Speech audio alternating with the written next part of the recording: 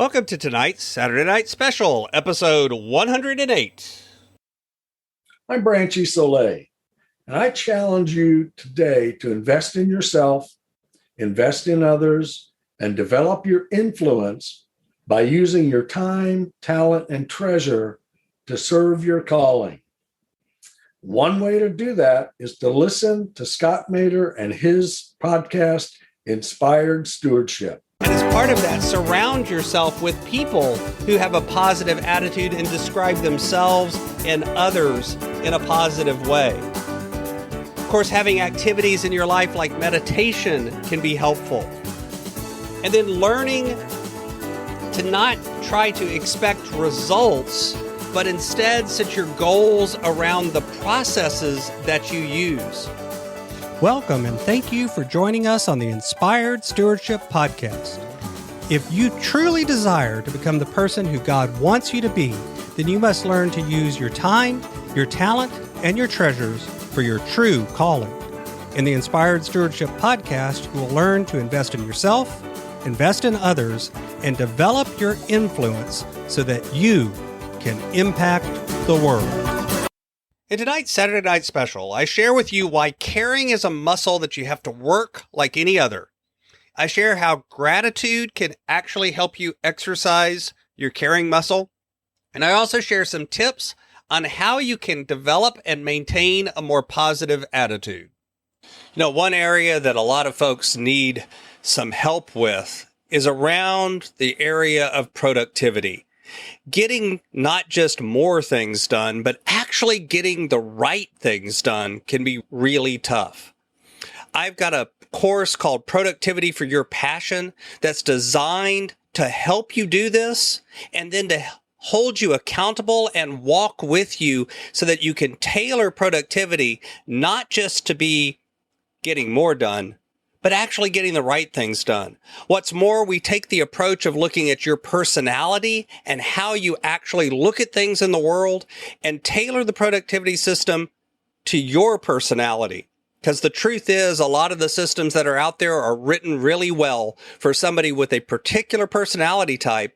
But if you have a different approach to things, they just don't work. But there's tools and techniques and approaches that you can take that will work for anyone. And we help you do that in Productivity for Your Passion. Check it out over at inspiredstewardship.com/launch. Caring is a muscle. Now, not literally, of course, but the way that is the same way that we talk about exercising and working out and expanding our ability to do things. Caring is one of those emotional tools that you actually have to work on in a similar way. You actually have to work to expand your ability to care about yourself, to care about others, to actually interact with people in a healthy way. These are skills that we develop over time. And there's a lot of different ways you can develop that, but one of the most important things is learning to have a positive attitude. Now, don't get me wrong, having a positive attitude is not faking it and pretending like everything is great whenever it's not.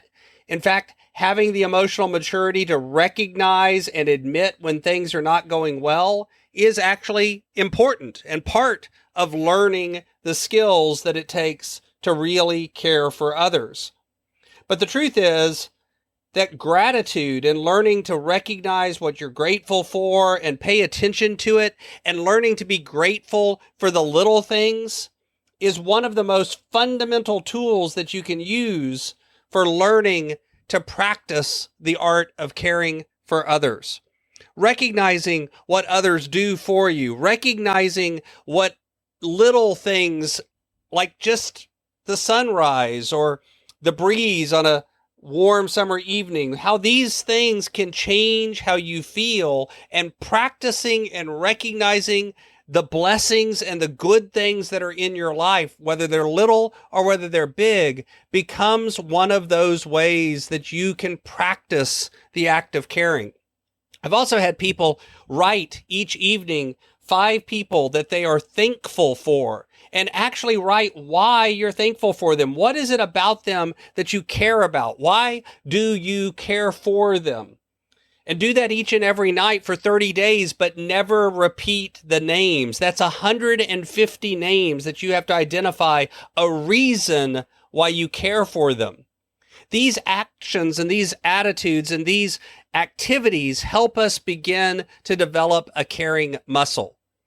The truth is, like I said at the beginning, having a positive attitude is one of those keys. And I belong to several groups, and positive attitude is one of those fundamental tenets that I hear thrown about all the time as this is an important thing. This is something we subscribe to, having a positive attitude. But the truth is, no one ever talks about how to develop a positive attitude.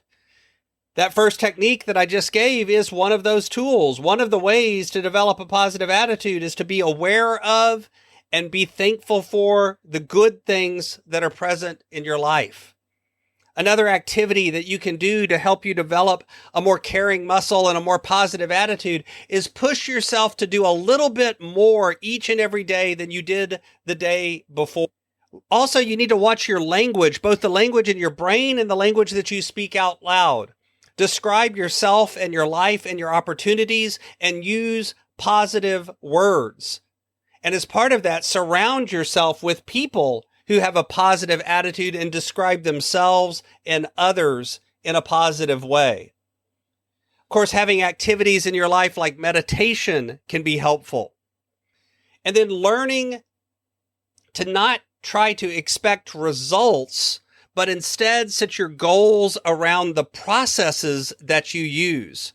Changing other people is an example of this. We often want to change someone's mind, but instead, if we just focus on we want to engage in a dialogue with them in a productive way, whether they change their mind or not is not important. It's about having a positive conversation. That changes our ability to be thankful and to be caring for others. It lets us be more empathetic for others. Don't take on the responsibility of the people around you in terms of trying to make them happy or satisfy their life. Just focus on yourself, not in a selfish way, but recognize you can't make other people.